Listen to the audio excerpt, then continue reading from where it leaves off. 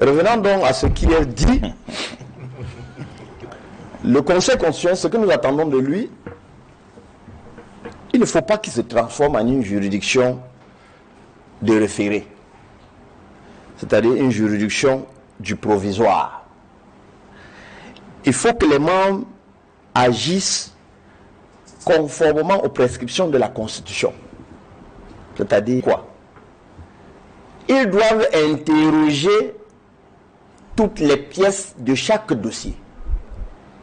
Ils ne doivent pas se défausser avec l'argumentaire classique de « nous sommes incompétents », à savoir entre Yebga et Kane, qui est vraiment président de Maniden. Parce que la décision sera très classique s'ils plaquent comme ça. Là, ils auront joué leur vrai rôle de la création initiale du Conseil constitutionnel qui voudrait que ce soit un organe politique. Or, all eyes on them, ils doivent savoir que le peuple les regarde. Ce qu'on redoute, ça viendra du Conseil constitutionnel. Ce que tout le monde redoute, ça viendra du Conseil constitutionnel. Ça ne viendra pas de M. Atanganji, ça ne viendra pas de M. Anissé Kane, ça viendra du Conseil constitutionnel. Pour un débat public, tu dois être public. Et la justice qui sortira de là, il faut que tout le monde ait le sentiment que la justice a été dite. Si on est froissé dans un habillage qui ne tient pas, qui n'a pas sa place, je donne un exemple. Le 2 juin 2018, M. Yebga, 2 mai 2018, M. Yebga saisit le tribunal de première instance de Douala-Boranjo en référé d'heure à heure pour suspendre le congrès convoqué par M. Anissé Kane, le président d'alors qui occupait le banc du président de première instance de Douala-Boranjo, M. Ilanga Emmanuel. Il dit à M. Yebga, je ne peux pas. Je ne peux pas. La décision est là. C'est ce qui permet à M. Ekane d'organiser le congrès.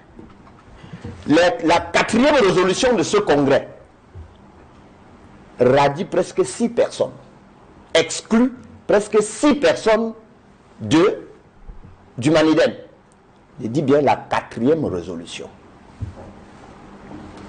C'est un acte qui est là. Ils sont radiés.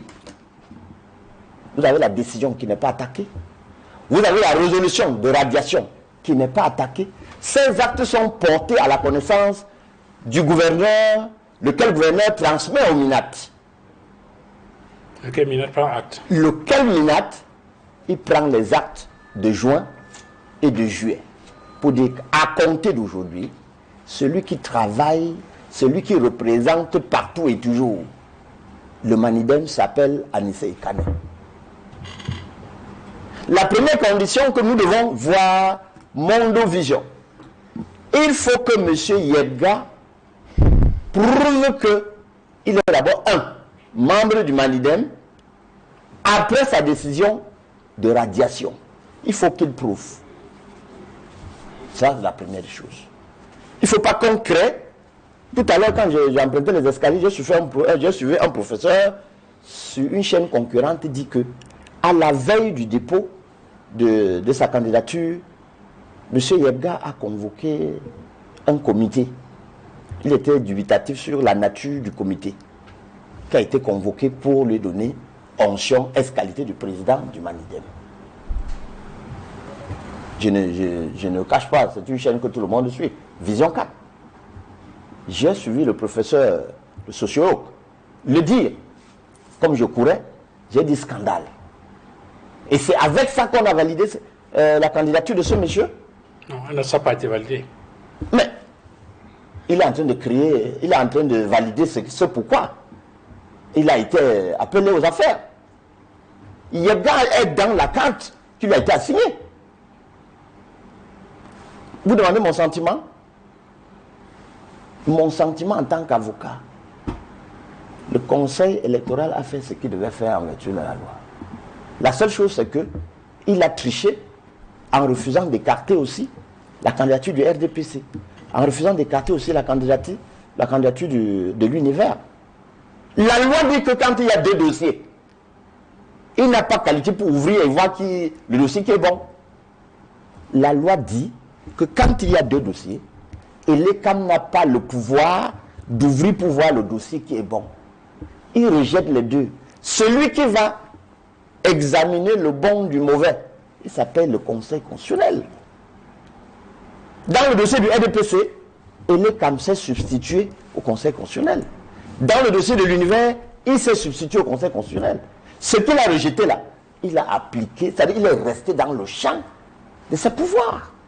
Je suis avocat et je ne suis que avocat. Il est resté, il faut le dire au public, il est allé au-delà de ses pouvoirs en validant la position du RDPC, en validant la position du parti univers. Ce n'était pas normal, ça échappe à sa compétence.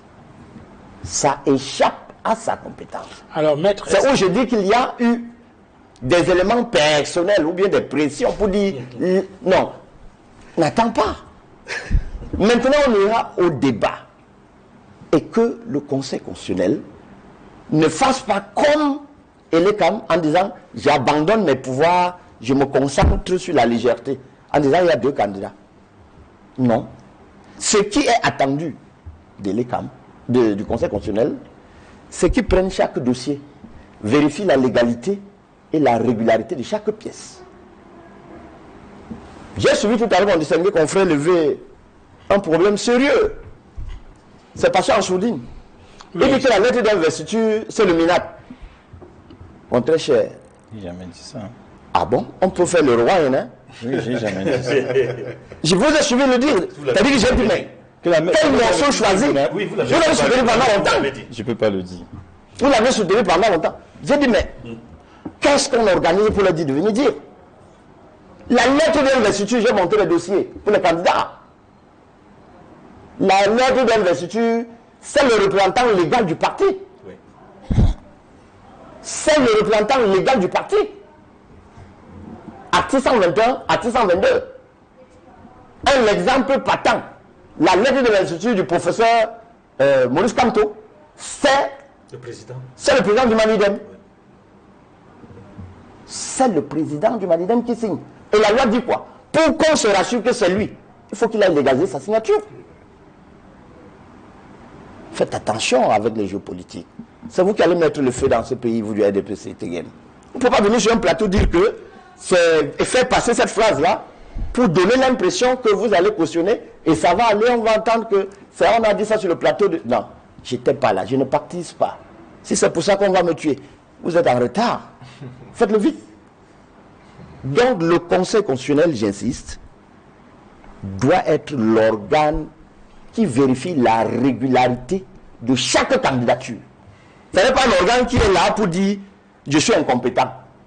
Alors, en tout cas, on verra. Mais je voudrais savoir, peut-être pour la gouverne des législateurs, oui, au-delà du recours que le candidat du Manidem pourrait introduire au Conseil constitutionnel, parce qu'il me semble que c'est ce que la loi prévoit, oui, est-ce que la décision de l'ECAM peut être attaquée? Je veux dire que est-ce qu'il est possible que les candidatures validées puissent faire l'objet également d'un recours de la part d'un candidat ou d'un tiers? Je vous pose une simple question. Si Liontel dépose son recours, c'est pour faire quoi?